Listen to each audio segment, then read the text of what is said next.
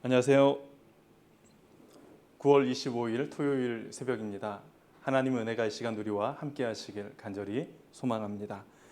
하나님께서 오늘 우리에게 주시는 말씀은 출애굽기 20장 18절에서 26절의 말씀입니다. 출애굽기 20장 18절에서 26절의 말씀입니다. 제가 받들어 봉독하겠습니다. 뭇 백성이 우레와 번개와 나팔 소리와 산의 연기를 본지라. 그들이 볼 때에 떨며 멀리 서서 모세에게 이르되 당신이 우리에게 말씀하소서 우리가 들으리이다. 하나님이 우리에게 말씀하시지 말게 하소서 우리가 죽을까 하나이다. 모세가 백성에게 이르되 두려워하지 말라. 하나님이 임하심은 너희를 시험하고 너희로 경외하여 범죄하지 않게 하려 하심이니라. 백성은 멀리 서 있고 모세는 하나님이 계신 흑암으로 가까이 가니라. 여호와께서 모세에게 이르시되 너는 이스라엘 자손에게 이같이 이르라. 내가 하늘로부터 너희에게 말하는 것을 너희 스스로 보았으니 너희는 나를 비겨서 은으로나 금으로나 너희를 위하여 신상을 만들지 말고 내게 토단을 쌓고 그 위에 내 양과 소로 내 번제와 화목제를 드리라. 내가 내 이름을 기념하는 모든 곳에서 내게 임하여 복을 주리라. 내가 내게 돌로 제단을 쌓거든 다듬은 돌로 쌓지 말라. 내가 정으로 그것을 쪼면 부정하게 함이니라. 너는 층계로 내 제단에 오르지 말라. 내 하체가 그 위에서 드러날까 함이니라. 아멘. 오늘 본문은 십계명을 주신 후 하나님의 백성으로서 어떻게 살아야 하는지, 또한 하나님은 백성에게 어떻게 응답하시며 복을 주시는지를 말씀하고 있습니다. 18절입니다. 뭇 백성이 우레와 번개와 나팔 소리와 산의 연기를 본지라. 그들이 볼 때에 떨며 멀리 서서. 직접적인 하나님의 임재와 음성을 들었습니다. 이것은 하나님이 그들의 백성과 함께 하신다는 직접적인 증거였죠. 이러한 경험은 하나님을 경외하는 자들에게는 은혜와 놀라움의 시간이요, 하나님께 불순종하며 원망하는 자들에게는 때로는 심판과 두려움의 시간으로 다가왔습니다. 모세는 하나님을 향하여 가까이 나아가고 백성들은 하나님을 두려워하고 있습니다. 하나님은 그를 경외하는 자, 그의 말씀을 순종하는 자를 지키시고 보호하시는 능력의 하나님이십니다. 또한 불순종하며 원망하는 자들에게는 두려움과 심판으로 임하시는 하나님이시죠. 하나님을 우리는 날마다 보기를 원하고 날마다 하나님의 임재를 사모하며 살아가고 있습니다. 우리 앞에 하나님이 현존하신다면, 직접 나타나신다면 우리는 하나님을 어떤 마음으로 대할 수 있을까요? 우리 자신을 한번 돌아보시기를 바랍니다. 하나님이 이스라엘 백성에게 직접적으로 나타나셔서 말씀하시는 것은 모세뿐만이 아니라 모든 백성을 지키시고 보호하시겠다는 하나님의 전적인 보호하심의 표현이셨습니다. 하나님은 시간을 초월하시고 지금 이곳에 우리가 하나님을 예배하는 지금 이 시간에도 동일하게 이곳에 임하여 계시는 분이심을 기억하시길 바랍니다. 19절입니다. 19절 말씀 여러분 찾으셨으면 우리 같이 한번 19절 말씀 읽어보겠습니다. 모세에게 이르되 당신이 우리에게 말씀하소서 우리가 들으리이다. 하나님이 우리에게 말씀하시지 말게 하소서 우리가 죽을까 하나이다. 하나님의 임하심은 백성들을 두렵게 하기 위함이 아닐진데 백성들은 모세를 중재자로 세우며 하나님을 직접적으로 만나면 죽을 수도 있겠다는 두려움 속에 휩싸여 있습니다. 이어서 20절의 말씀입니다. 20절 말씀도 같이 읽습니다. 모세가 백성에게 이르되 두려워하지 말라.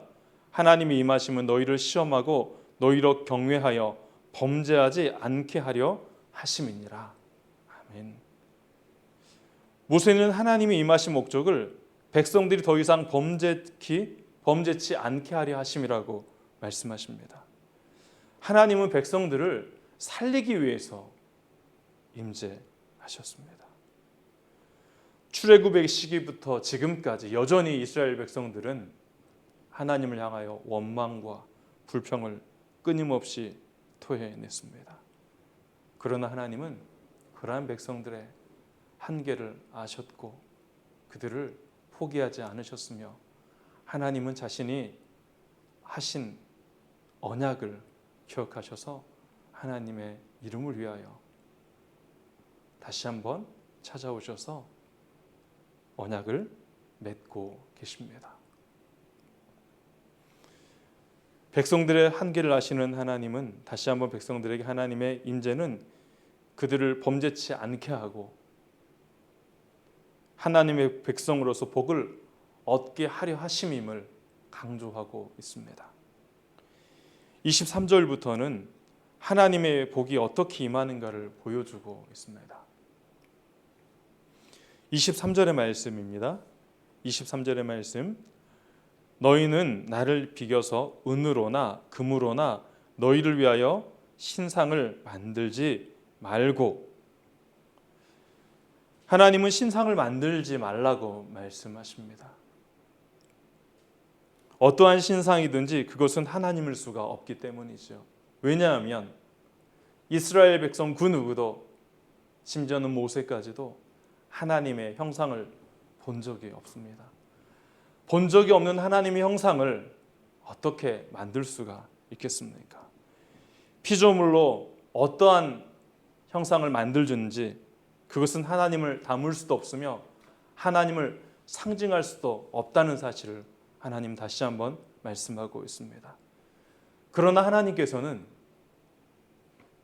백성들이 어디에 있든지 그곳에서 흙으로 토단을 쌓고 때로는 돌로 제단을 쌓아 번제와 화목제를 드리고 여호와를 기억하면 그곳에 임하셔서 복을 주시겠다라고 말씀하십니다. 그곳이 어디든지. 24절의 말씀인데요, 우리 같이 한번 읽습니다. 24절, 내게 토단을 쌓고 그 위에 내 양과 소로 내 번제와 화목제를 드리라.